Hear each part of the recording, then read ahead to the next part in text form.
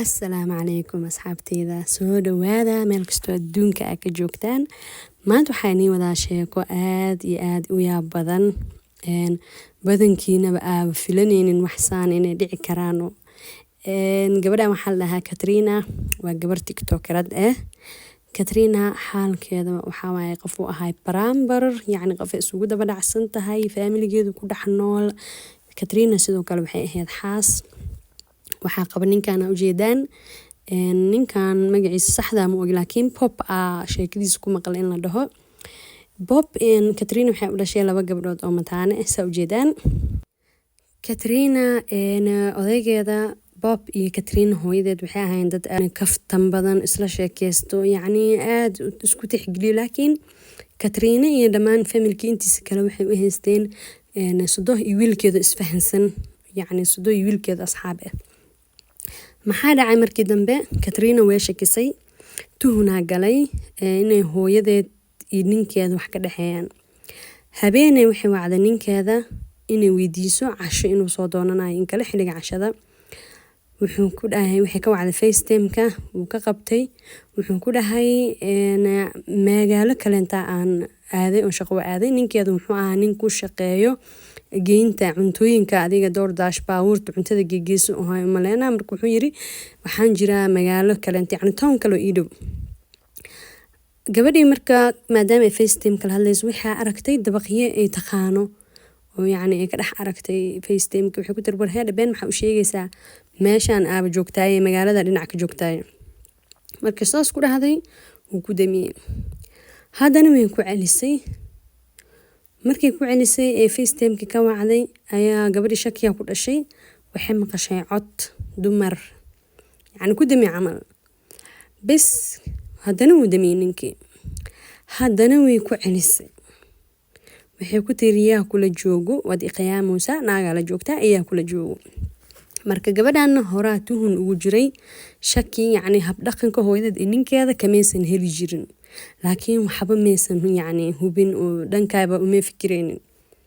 Iska indha tiraysa inay yacni hooyadeed ninkeeda xiriir kala dhexeyn karo, haddana shakigu ku jiray. Gabadhii waxay ku dhahday ninkii yacni waa lagula joogaa niyo yaa kula joogo maxaa aniga aad taleefkii igu damisay codka agtaadii ahaa. Naa wuxuu ku yiri wax baalnaa tahay madaxa iga bax qaf kheyla badanaa tahay iguma kalsooni shakiya ka buuxo indhuhu u shitay. Waxay ku tiri gaariga gudihiisa itusi waayee wuu ku damiyay. Haddana way iska ooysay gabadhan miskiinta, yacni wixii qaadan weysay aad u walwasho. Waxay istiri malaha tuunkaagiya sax oo hooyada ee ninkaagiya hawl kala wadaan. Way qaadan weysay, qof walbana ma qaadan karo dabcan waa dareemi kartiin. Way ku celisay intay is hayn weysay. Waxay ku tiri baabuurka dhexdiisa itusi. Wuxuu ku dhahay naag baalnaa tahay 100 mar aan ku sheegay gaarigayga waa kana wax ku dhex jiro male. Waxay dhahday gaariga qofkii maadaama markii hore itusi weysay waxaan aaminsanahay inay ka degtay ee banaan ku dhuumanayso daadis waa gaariga hadii itustay ani waa ka shakiyay camal. Marka wuxuu ku dhahay dhageyso aniga mar dhow xaafadda imaanaya waa wada hadli doonaa ee macsalaam wuuna ku damiyay. Gabadhii way iska ooysay aad u stressay, way walwashay, waxay samaysay garan weysay. Waxay wacday walaasheed ka yar oo guriga hooyadeed wili ku nooleed. Walaasheed waxay ku tiri abaayoy hooyo ma joogtaa? Waxay tiri gabadhii maxaa adii hooyo ka rabtaa dhib ma jiro adii ilmahaaga ma fiican tihiin maxaa dhacay dhib ma jiro.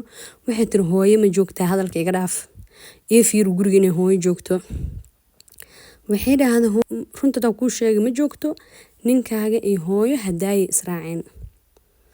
Gabadha markii waxay tiri shakigeygii 100% wuu ii rumoobay waa Katrina. Okay dhahday walaasheeda markii ku ooysay waxay tiri walaasheed ka yar waxay tiri way iqyaamoyaan hooyo iyo ninkeyga xiriir hoos ka dhexeeyo xiriir ka dhexeeyo.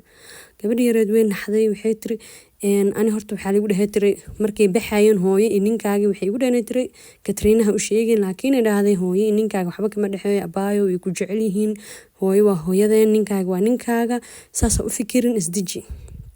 Waxay ku tiri sister macsalaamo waxaan warkan ii xaqiiqoobay. Way baxday ninkii ku celisay. Waxay ku tiri hooyada la joogtaa camal hooyada wariya xiriir la leedahay miya saana ta adigu u factiris naag maseerto haddana maseerkaana wuxuu yahay maseer wareersan ba maseertu macmilaagiya ka maseerusa maseer ilaahana soo marin la dhahaa kan. hooyadeedii wacday ilaa 8 jeer markii dambe hooyadeed ka qabatay wuxuu ku tiri naaya ay dhageyso aniga hadaaya anoo iska waxa xanuunsan oo odaygaagii imaaday wuxuu igu dhax soo bax aan banaanku geey hawo ku soo siiyo adiga waxay tiri gabadhii hooyaday iyo waxaan ku cadeeyay inuu xiriir ninkay ka dhaxeeyo waxaan ku dhahay tiri waa maadsantiin saana yeesheen waa kaasa waqti dambe ii imaadana tiri hooyo iyo ninkii wax isku dayna tirnay isa sabaan iraal geliyaan laakiin waxaan ku dhahay tiri ma shaqeynayso waxaan ugu kala wad markii dambena si cad ayaa hooyadii iyo ninkii gabadhii waxay ula imaadeen inay lahaayeen xiriir oo xiriir ka dhaxeeyay gabadhii waxa ku dhacday markii dambe markay ogaatay in hooyadeed iyo ninkeeda xiriir ka dhaxeeyay lama filaankii nolosha qabsaday waxay bilowday inay iskaga tagto labadeed cunug qaadato dhinac kale u baxdo kaaga daran hooyadeed wili waxa qabay gabadha aabeed sodohdii wareersaneed iyo wiilkii sodogu ahayd dad waji la'aan maadaama ay ceewoobeen waxay bilaabeen guur been inay isguursadaan haddana muddo kadib wixii u shaqeyn weysay sodohdii iscaabsatay isdhibsatay sodohdii waxay aan ku gaartay inay odaygeeda ugu noqoto waa odayga gabadhan inuu dhala u maleynaa aabihii waa yes gabadha aabeed waa waxaa kaaga sii daran aabihii habartii saas wax yeesho gabadheedii gurigeedii u dhacday wiilkii sodoga uu u ahaa u tagtay wax ka raadisay uu iska ceshaday waxaanoo kale markaa arag waa marka la dhaho alxamdulilah calaa nicmat alislaam waxaanoo kale bay-adeena kama dhacdo laakiin waa aad iyo aad wax u yaab badan waa xaqiiqo gabadhan ayadaa la soo taagan inay saas ku dhacday